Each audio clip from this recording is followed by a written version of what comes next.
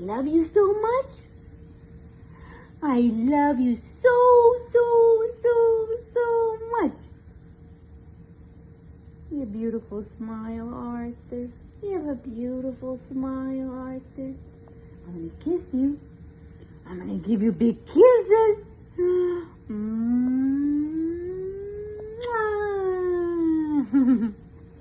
I love you, sweetheart. Bonjour, je voulais juste que vous regardiez la vidéo, la courte vidéo que Mélissa m'a envoyée hier d'Arthur et ainsi que 2 photos. Arthur, encore une fois, l'hôpital à Montréal, le Montreal Children, voulait le débrancher, c'est-à-dire programmer ses funérailles le 29 novembre 2024. Le 25 novembre 2024, in extremis, à la dernière minute, minuit moins 1, on a réussi à l'envoyer aux États-Unis. Et après 5 semaines aux États-Unis, il est sorti des soins intensifs, il est sorti de l'hôpital. On aurait pu le sortir après 2 semaines, mais il avait reçu pas 1, pas 2, pas 3 médicaments, mais 14 médicaments à Montréal, extrêmement puissants. Il est extrêmement surdrogué. Surdrogué, comme en témoigne, ou en témoigneront un jour, notre dossier médical, devant un tribunal probablement. Mais ceci est pour sortir le positif du négatif. Il faut avoir espoir. Il faut se battre. Baissez pas les bras pour les gens que vous aimez. Même si l'hôpital vous dit, comme nous, qu'Arthur respirait pas par lui-même, il respire par lui-même aujourd'hui parfaitement, qu'il serait un légume toute sa vie, ben on lui parle, il tourne sa tête, il a dit maman 3 fois, il rit, on fait des farces, il pleure quand il est frustré, il s'exprime de plus en plus. Il devait être un légume, c'est ça que l'hôpital disait. On est capable de le tenir debout sur ses jambes. Oui, on doit le soutenir, mais il se tient de lui-même, de sa propre force. Il faut comprendre qu'il a été couché dans un lit pendant 11 mois. Ça nous a pris plusieurs mois à enlever les drogues dans son système. Encore aujourd'hui, il reste 2 drogues dans son système, 2 médicaments qu'on réduit graduellement.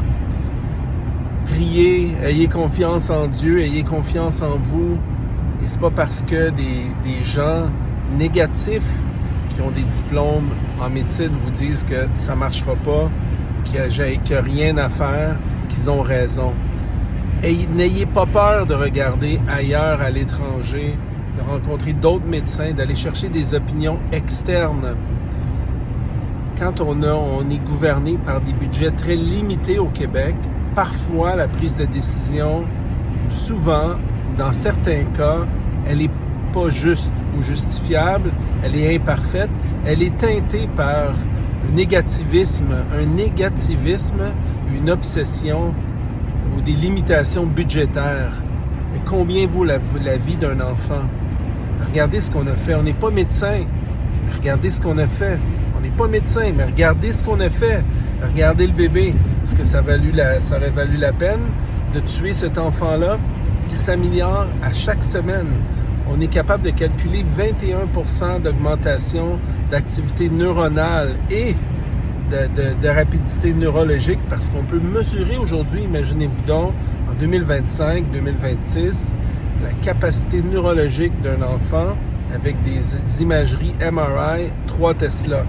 3 Tesla, c'est une puissance très forte.